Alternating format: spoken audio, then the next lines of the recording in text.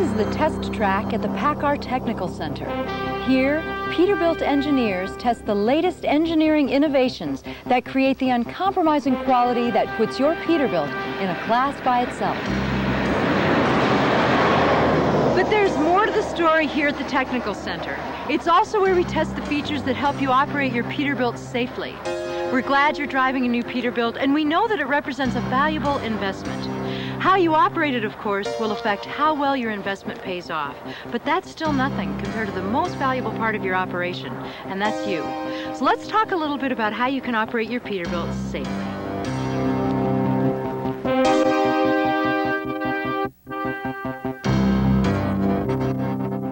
Safety. It starts right here in your glove box. There you'll find the operator's manual as well as a complimentary copy of the truck driver's handbook from the ATA and a Peterbilt dealer directory. There may be other manuals specific to the equipment on your truck. In this video, we'll barely scratch the surface of the valuable information contained in this operator's manual. I urge you not only to read it, but to pay special attention to warnings about the potential for serious personal injury, cautions where you could damage the vehicle as well as injure yourself, and notices that point out useful information about your truck. Safety. Safety starts not with big, exciting, or spectacular subjects, but with the common things you do every day. Peterbilt engineers have paid special attention to the details of how you use your truck, especially actions that are frequently repeated. For example, getting in and out of your truck, which Peterbilt engineers like to call an ingress-egress system. But what it means to you is that the skid-resistant steps and the grab handles have been designed to allow safe and easy access to the cab. It's based on the idea of a tripod, the simplest of stable structures. Watch. Whether you're getting into or out of a conventional or a cab-over model, there are 3 common rules. First, always keep both hands free for climbing by placing any carry-on objects into the cab first. Second, always face the cab. And third, always use the 3-point entry system. The 3-point entry system is simple and works on both conventionals and cab-overs. You always keep 1 hand and 2 feet, or 2 hands and 1 foot in contact with the truck. Another way of saying it is keep both feet on the steps when you move 1 hand to a new position, and keep both hands on the grab handles when you move either foot. On a Model 387 or any other Peterbilt, this means always using the steps and the grab handles to keep 3 of your limbs in contact with the truck as you enter or exit. Never jump down from the cab, and always place your tools or belongings in the cab first, so both your hands are free for climbing. And it should go without saying, use extra caution if the cab is wet, icy, or slippery. The 3-point technique is exactly the same for cab-over models as you climb up, then over into the cab. Use the grab bars on either side of the steps like a ladder as you climb up. Move your foot to the step pocket or door sill. Then shift your grip to the horizontal grab bar over the door before you slide into the seat. Again, always keep 3 limbs in contact with the truck.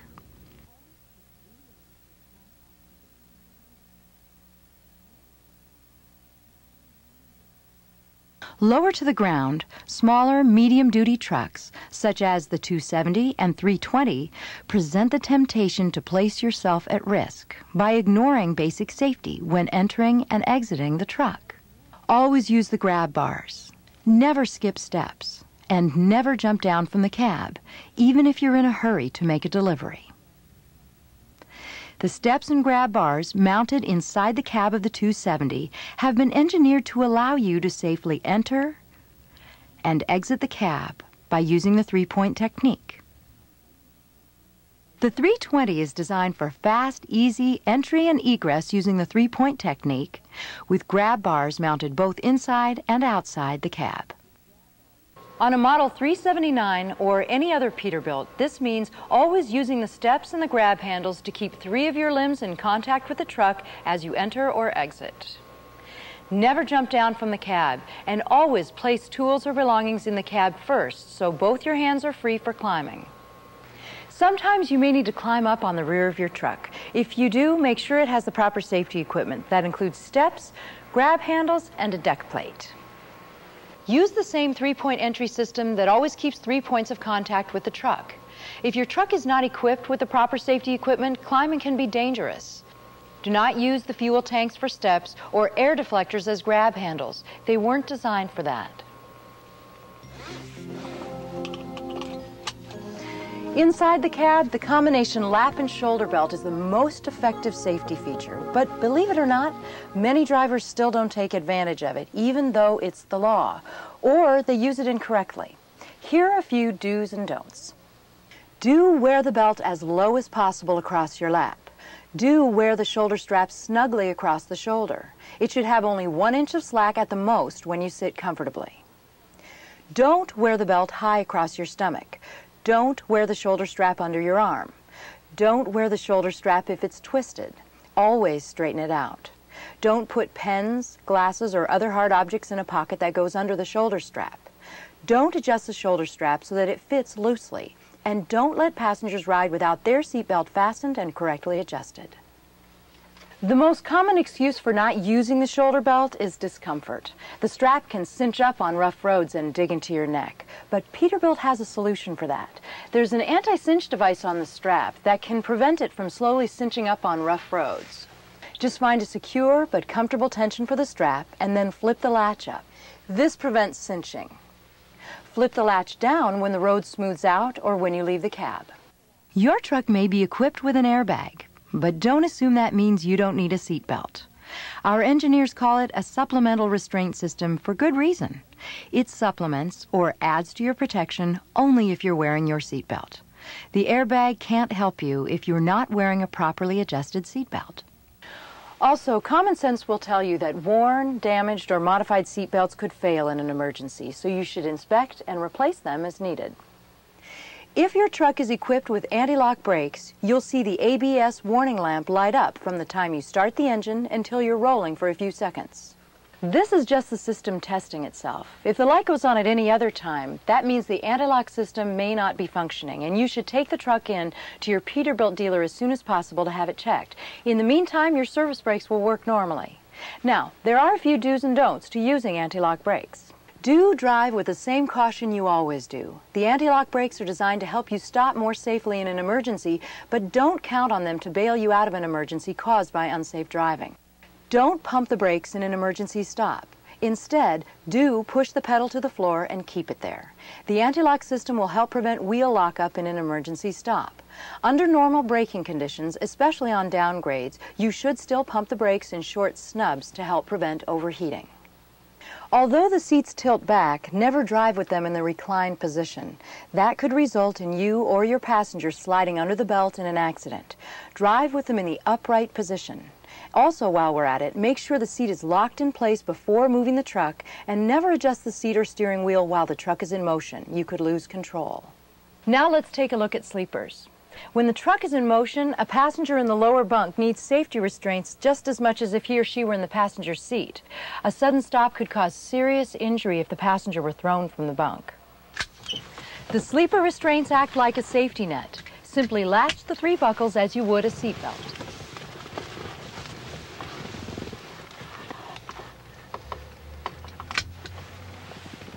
Although the shelves and cabinets have been designed for safety, always remember to use the safety equipment provided to secure loose belongings. Something as common as a can of shaving cream can become as deadly as a bullet during a sudden stop on a highway. And if a can of shaving cream is a bullet, a loose TV set could deliver the energy of a bomb. So always use the tie-down straps provided. If your sleeper is equipped with an upper bunk, never allow a passenger to ride there. While the truck is parked and you need to use the upper bunk, use the latch to release it from the closed position and then lower it. When you're done with it, always make sure you secure it with the latch when you stow the bunk. If the bunk is not properly secured, it could open unexpectedly, hit a person on the head, and cause serious injury. Although Peterbilt sleepers may come equipped with emergency exits, they are for use in emergencies only if there are no steps or grab handles. Do not use these emergency exits to routinely enter and exit the sleeper. You could slip and fall, injuring yourself. If your Peterbilt is equipped with steps and grab handles, always use the 3-point system to enter and exit the sleeper. Your new Peterbilt represents a valuable investment. Yet as you work under the hood to protect that investment, you also need to protect yourself. Let's start with another basic, the hood tilt system. The hood safety system on the 377 and other models is simple and effective. Once the hood hold downs are released, make sure everyone is clear. Next, tilt the hood open by grabbing the hood ornament above the Peterbilt emblem and using your foot on the step in the bumper, lean back slightly as you pull the hood open. Don't let it fall once it's over center. Ease it down. Inside, on the driver's side, is a safety cable attached to the radiator. Hook it into place on the hood.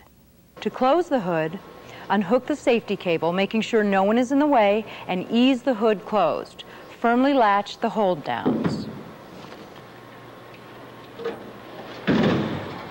Tilting the cab on a cab over requires some different safety precautions.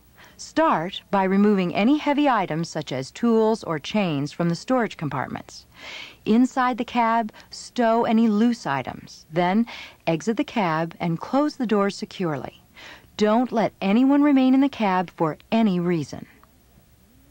Always make sure the truck is on a level surface. The parking brake is set, the shifter is in neutral, and the doors are closed. Keep in mind that the cab tilt pump system is a high-pressure hydraulic system. Any repairs should be made by a trained, qualified technician. Before you start pumping the cab over, check to make sure that people and objects are clear of its path. This includes overhead obstructions as well. If you have a CB mast, remember that it may add to the area you need to clear. Move the control valve from the center to the raised position and insert the lever and start pumping to start tilting the cab forward.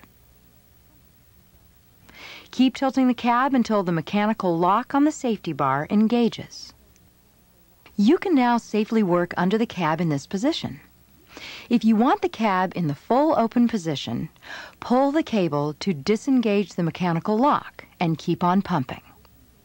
After the cab reaches its center point, you can stop pumping. Gravity will continue to open it at a controlled rate. You can now safely work in the engine compartment. Never get under the cab or in front of the cab without making sure the locking mechanism is completely engaged.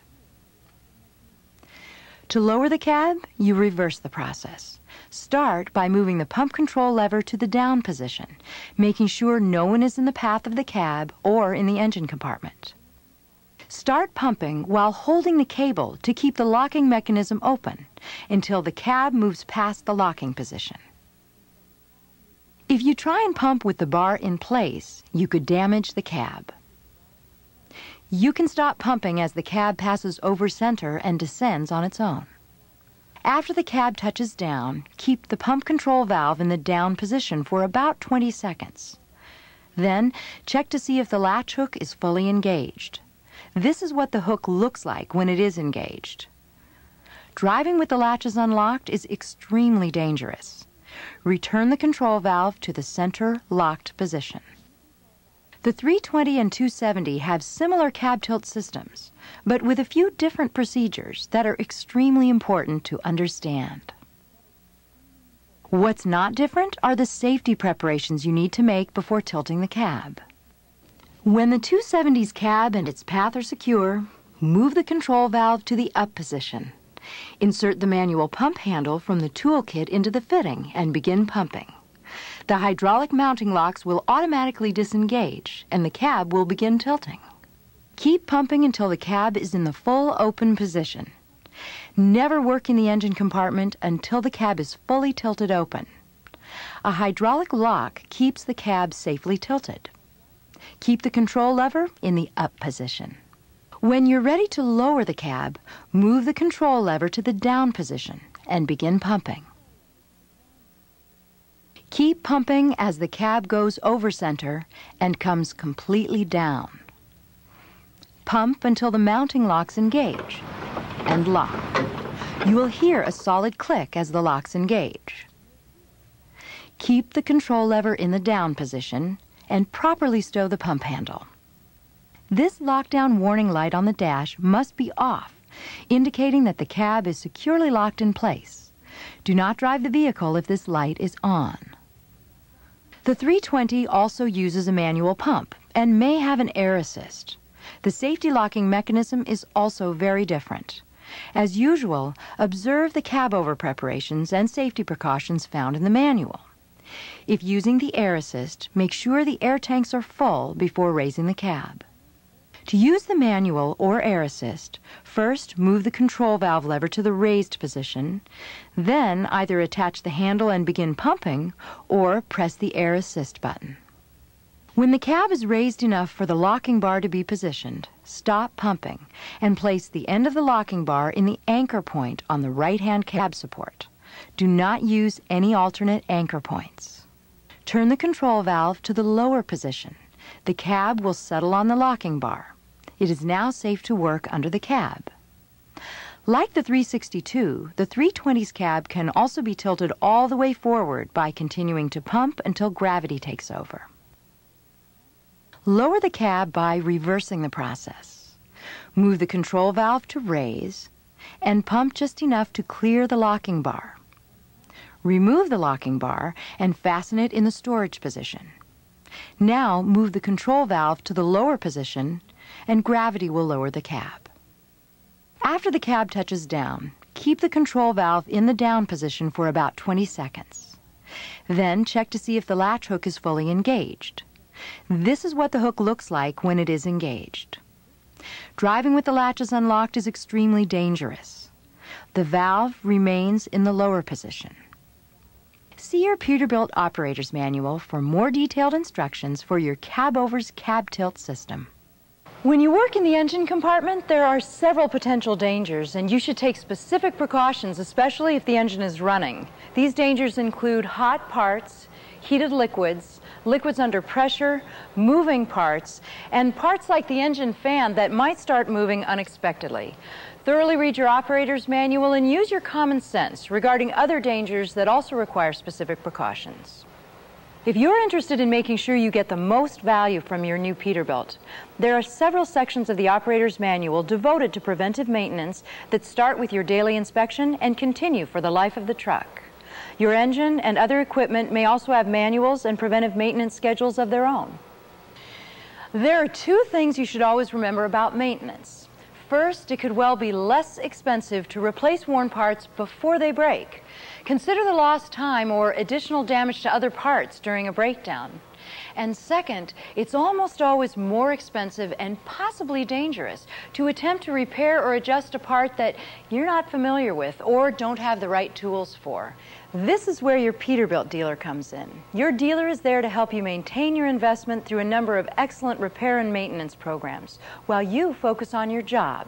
Inside your glove box is the Peterbilt dealer directory that lists all U.S. and Canadian Peterbilt dealers. There will also be a brochure describing Peterbilt's truck care services. When you register using the toll-free number, you'll be able to get the prompt special attention you deserve if you should ever need roadside assistance. Every Peterbilt dealer has access to a chassis parts file, which is a complete record of the parts for your particular truck. For a fee, you can order your own parts list as well as a custom Peterbilt maintenance manual. If you're the truck's owner, you've seen this warranty agreement before. It's a straightforward document, but you need to understand it completely. Your Peterbilt dealer will be glad to answer any additional questions you may have since you bought your truck. Your Peterbilt dealer can also custom order and install additional safety equipment that can be tailored to your specific application. Throughout the Peterbilt organization, engineers work hard to place your Peterbilt in a class by itself. Here at the Technical Center, they continually test designs to further improve quality as well as the potential for your profitability and safety. Now it's up to you to take advantage of all that hard work. Make sure you have the information you need to make smart, safe decisions about your new Peterbilt by thoroughly reading your operator's manual. Welcome to an elite group of truck owners who know that class pays. Thank you for buying a Peterbilt, the class of the industry.